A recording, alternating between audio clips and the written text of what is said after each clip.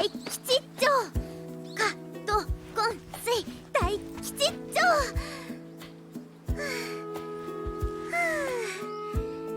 こんなところかな。次はウッドチップコースで。あ、トレーナー。不甲斐ないところ見せちゃった分、トレーニングにも一段と気を入れていかないとね。違う。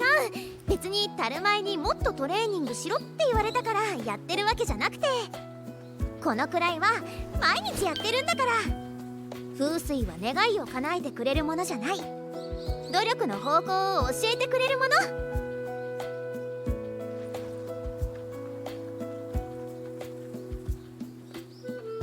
頑張る気持ちに変わりはないんだけど、この間の大負けはいろいろどうにかしなくちゃね。まさか大地の声が聞こえないなんて、このままじゃ誰かの力になんて到底なれないし。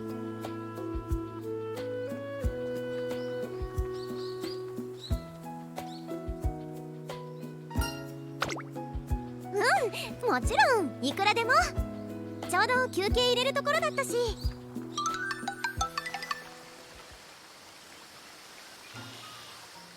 あ、リッキーちゃんじゃないか。この間はありがとな。あ、来来中華圏のおじさん、その後どう？おお、おかげで大繁盛さ。リッキーちゃんの言う通り、庭の木の場所を移してラーメンの丼をオレンジ色にしたら、雰囲気が良くなったのかお客さんが増えてね。おかげで寝たきりの親父もやっと分かってくれたよ。そりゃ昔ながらの佇まいを守りたいのもわかるけど、変える勇気も大切だしな。これでどうにか親父から継いだ店続けていけそうだ。ガキの頃から通ってくれるお客さんも涙流して喜んでくれてさ。よかった。そうだよね、お店がなくなっちゃったら誰もがアンハッピーだもんね。座して待つより進んで風を。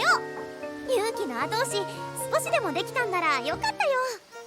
ああ、親父のためにも常連さんのためにも、また風水のアドバイスよろしくな。と、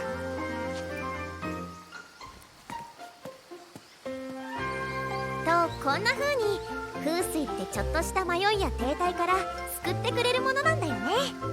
私自身もそうだったし、同じような馬娘もたくさん見てきたんだ。風水で軽く背中を押してあげたらうまくいくことも多くて、だから風水をもっとみんなに知ってほしい。で、ハッピーになってほしい。風水を知れば不幸を避けて幸せを呼び込める。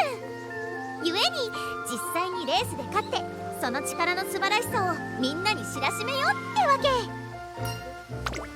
みんなのためって言うと大げさだけど、やっぱり誰にでもハッピーになってほしいじゃない。まあ肝心の私が負けたら説得力も弱まっちゃうんだけど、まさか大事なレースで大地の声が聞こえないなんて。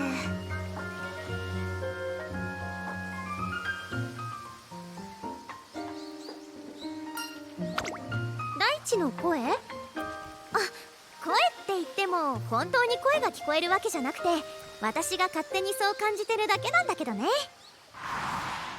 小学生の頃から私には大地の声が聞こえるようになった。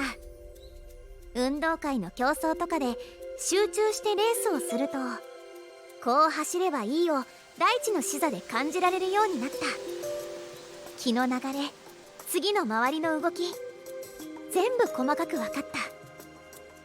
だから私は連戦連勝だった。鍛えた体を自然と同化し、神羅万象と一つになれば必ず正しい方向に進め、先頭でゴールできた。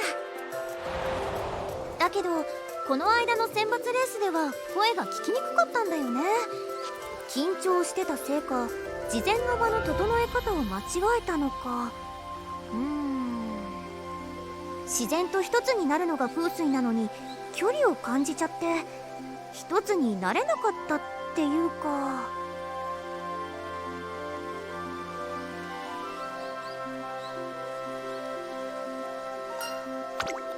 出かけるってトレーナーどこへ？わあ、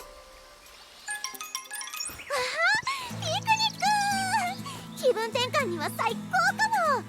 ちょっと山に叫んでみようかな。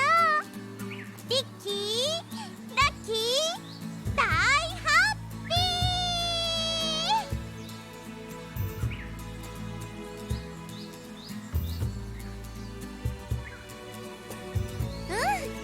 ー。こういう場所ってやっぱり流脈がよく見えるよね。気の流れもビンビンに伝わってくるっていうか。そう、流脈。尾根伝いに走る気の流れみたいなのを感じるでしょ。それが流脈。そしてその流脈の出口が流血。山の木は浜に降りてきて噴き出し、パワースポットになってる。こうして集中すると今日はよく感じられる流血からの気、渦巻く力、全体の気配。目を閉じていても浜辺全体がよく見える。大地の声が聞こえる。核も明瞭に。調子は絶好調。私の感覚がおかしくなってるわけじゃない。なのにあの選抜レースの時声が聞こえなかったのはどうして？